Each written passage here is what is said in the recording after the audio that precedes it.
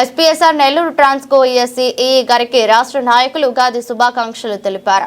ట్రాన్స్కో పరిధిలో గత 5 సంవత్సరాలుగా కొత్త కార్మికులను నియమించకపోవడంతో పాత కార్మికులపై పని ఒత్తిడి పెరిగింది. కొన్ని చోట్ల గౌరవం లేకుండా వ్యవహరిస్తున్నారని అసోసియేషన్ ఆవేదన వ్యక్తం చేసింది. కొత్త కార్మికుల నియామకం, పని ఒత్తిడి తగ్గింపు, ఈపీఎఫ్, ఈఎస్ఐ అమలు, జీతాలు సమయానికి చెల్లింపు, సేఫ్టీ పరికరాలు అందజేయాలని డిమాండ్ చేశారు.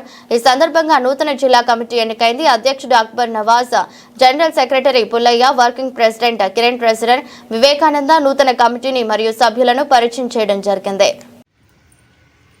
విద్యుత్ కార్మికులందరికీ హృదయపూర్వక విప్లవాభివందనాలండి. ఈరోజు నెల్లూరు జిల్లాలో నూతన కమిటీని గౌరవనీయులు ఎస్సీ గారికి పరిచయం చేయడం జరిగింది.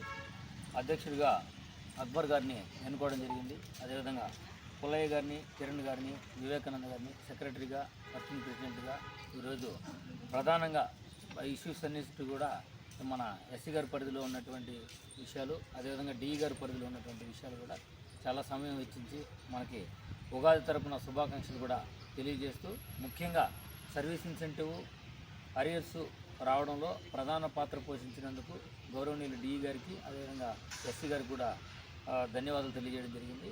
3045 రాష్ట్ర కమిటీగా 5 సంవత్సరాలుగా సబ్స్టేషన్లో ఎటువంటి నియామకాలు చేపట్టకపోయినా కూడా సరే విద్యుత్ కార్మికులు అత్యంత వినయంగా ఇక్కడ ఉన్నటువంటి అధికారుల పట్ల వారు చేసినటువంటి సేవాభావాన్ని గుర్తించి వారికి ఏదైనా మ్యూచువల్ ట్రాన్స్ఫర్స్ ఉంటే ఖచ్చితంగా వాటిని పరిగణలో తీసుకొని చేయమని చెప్పడం జరిగింది.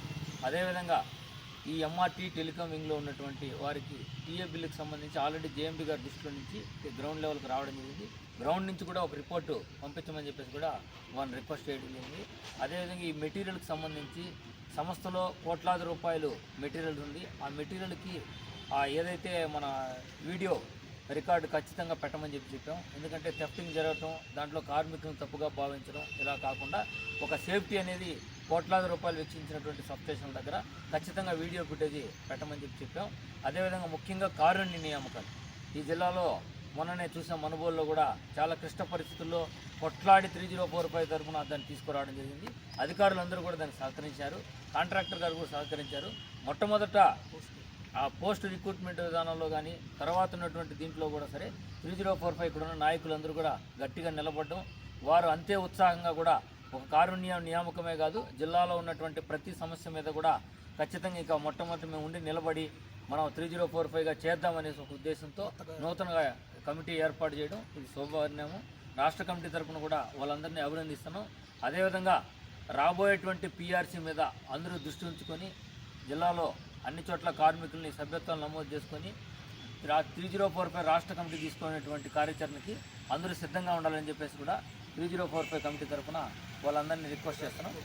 ఉగాది మరియు రంజాను తరఫున విద్యుత్ కార్మికులందరూ కూడా శుభాకాంక్షలు తెలియజేస్తున్నాం 3045 రాష్ట్ర కమిటీ.